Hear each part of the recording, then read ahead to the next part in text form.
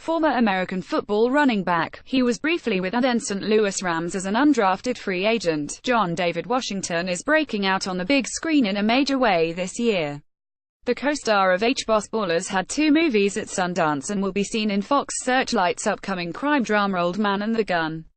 His biggest coup to date was landing the title role in Spike Lee's Cannes competition entry BlacKkKlansman, the true story of Ron Stallworth, an African-American police officer from Colorado, who in the 1970s successfully infiltrated the Ku Klux Klan and became the head of the local chapter. Adam Driver and Topher Grace co-star in the Focus biopic, whose producers include Jordan Peele and Jason Blum. We spoke to Washington about working with Lee, Racial Prejudice, and what acting advice he gets from his dad Denzel. You were in Sundance, and now you're in Cannes. That's pretty exciting. It feels like the International Super Bowl. It's very exciting. I can't believe it. I'm very proud. The pressure's on. I worked very hard, and it was such a liberating experience given who was at the helm. It has instilled the confidence in me to be able to tell truth in these characters. It has been an amazing experience. The story behind BlacKkKlansman is remarkable. What attracted you to it? The fact that this happened, that somebody actually did it. It was unfathomable. And the director, I don't know whether anybody else could have been trusted with this. It's a very sensitive subject. What were the main challenges for you? Spike said to me about Ron Stallworth, "He's not the Bible. You don't have to be so technical. You do your prep and then you let it go and trust that it's in your DNA and your spirit." It was a turbulent takeoff, but once I got confidence from Spike and the extremely talented cast, that made it easier. You need to be on your game, working with all these people. It was an ensemble piece in many ways. Has your background in sports helped you with the acting transition? Without a doubt. The nature of a football team means you're relying on 10 other guys. Even then, that doesn't guarantee a win. In football I learned about trust, handling failure, embracing discomfort, and rejection, which has helped with the auditions. NFL stands for not for long, as we know. The other thing is about checking in your ego.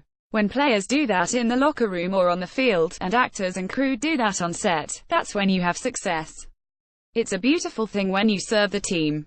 But one of my great games, at whatever level, doesn't compare to a great day on a Spike Lee set. That's the ultimate high. Did you audition for the role? No. It was on trust. Spike sent me the book in the first place. I'm not sure if you're familiar with how Spike works, but it's one sentence or a couple of words and then he hangs up.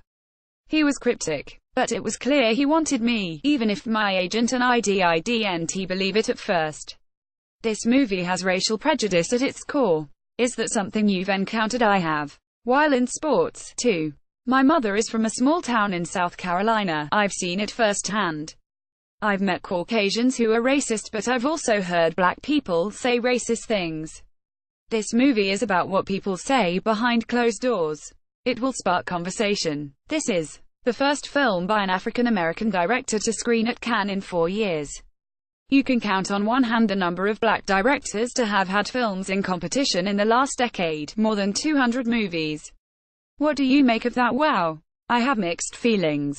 That's a tremendous honor. It's exciting. Spike is a great filmmaker no matter his color, so it shouldn't be the headline. But it also gives me pause. Have we not been making great films? People will be affected by the movie either way. Has your dad given you any acting advice? The kind of advice he gives me is, get better, continue building your craft, you ain't done nothing yet. But he phrases it differently. So pretty hard he is. What's next for you? I'm in talks about doing a play at the Billie Holiday Theatre in Brooklyn. I'm auditioning for some other things. I want to keep working with great creatives. Is Ballers Season 5 a thing? I hear it is. You never know until you get the call sheet. If they invite me back, I'll be there. I hope so.